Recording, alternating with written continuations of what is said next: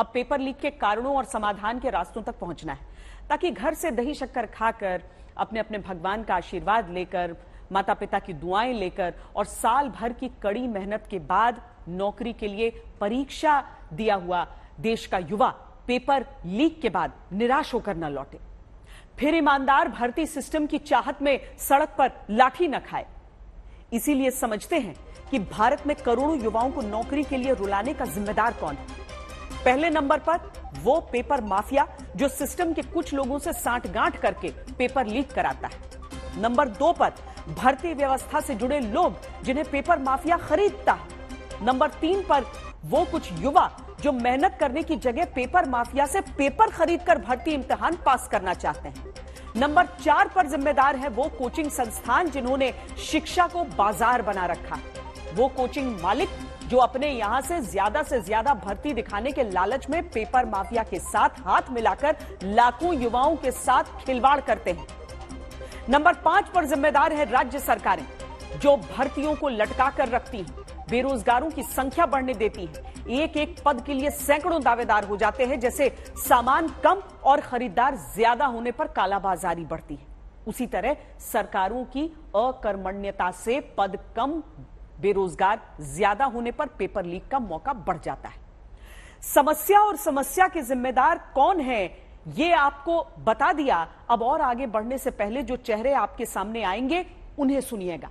इनमें अपने घर के बच्चों को मुश्किल को समझिएगा। ये वो युवा हैं जो पिछले 1 साल में अलग अलग राज्यों में पेपर लीक के बाद निराश हो गए।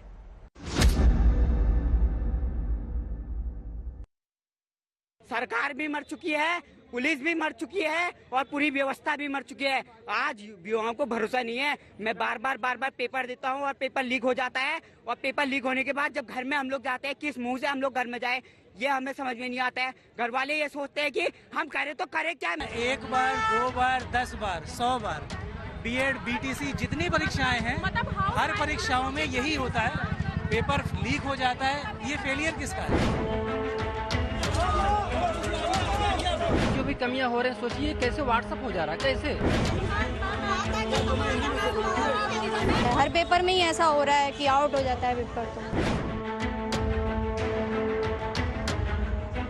तो पता नहीं क्या है, हर पेपर में यही हाल हो रहा है, हर पेपर आउट हो रहा है। परीक्षा के पीरियड में पहली बार ऐसा हमें लग रहा है कि बीच में आधे घंटे के बाद 1 घंटे के बाद हो गया है पेपर आउट। चलिए सब लोग बुकलेट जमा करिए। कितने मुश्किल से हाथाजोड़ी करके हमारे माँ बाप पैसा लेके देते हैं हमें। हम यहाँ 6000 की गाड़ी किराया लेके आते हैं और फिर हमें यहाँ सेंटर में बैठने के बाद पता चलता है कि आपका पेपर लीक हो गया। तो बताइए हम ऐसी स्थिति में क्या कर सकते हैं। और हमारे घर वालों ने कितनी उम्मीदें देख रखी थी। हमारे बूढ़े जो माँ बाप हैं वो ये उम्मीद कर रखे थे कि वो कैसे घर पे काम करते हैं कि हमारा बेटा बेटी नौकरी लग जाएगा तो हमारे अच्छे दिन आएंगे। मेरी एक छोटी सी बेटी है, 3 साल की बेटी है। जब भी मैं उससे बात करती हूँ या जब भी घर पे आती हूँ तो ऐसे बोलती है, मम्मा नौकरी लग गई, कैसे आ गई घर पे, नौकरी लग गई क्या। तो सरकार है उसे एक्शन लेना चाहिए, क्योंकि बार बार जो पेपर फूट रहे हैं और विद्यार्थी के जो नुकसान हो रहा है उसकी वजह से सरकार को पेपर कैसे फूट सकता है। तो बार बार पेपर लीक हो जाते हैं, कौन जिम्मेदार है? इसको तो सरकार जिम्मेदार होगी ना। निर्दोष छात्रों पर लाठीचार्ज करते हैं नीतीश सरकार, ये हम लोग नहीं सहेंगे। आप इनको प्रश्न पत्र जो लीक हुआ है उसका जांच कराना चाहिए और प्रश्न पत्र दिनों पालिका रद्द करना चाहिए। तो बजाय तो निर्दोष छात्रों पर लाठीचार्ज करवाते हैं। शिक्षा माफिया को पकड़ना चाहिए तो निर्दोष छात्रों पर लाठीचार्ज करवाते हैं।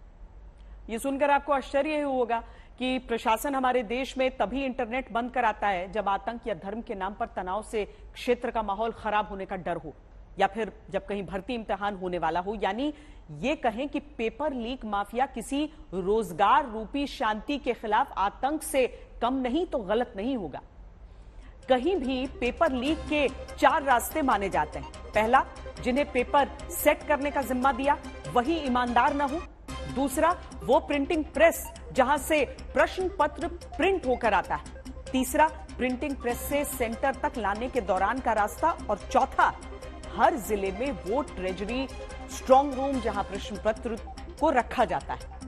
यूं तो इन चारों जगहों पर निगरानी होती है। जैसे पेपर सेट करने के लिए गोपनीय रूप से 3-4 अलग अलग रूप चुने जाते हैं। प्रिंटिंग प्रेस अब भर्ती वाले राज्य की जगह दूसरे राज्य का चुना जाता है। पेपर को लाने का अलग अलग रूट तय किया जाता है, सुरक्षा घेरा होता है। ट्रेजरी स्ट्रांग रूम को सीसीटीवी की निगरानी में रखा जाता है।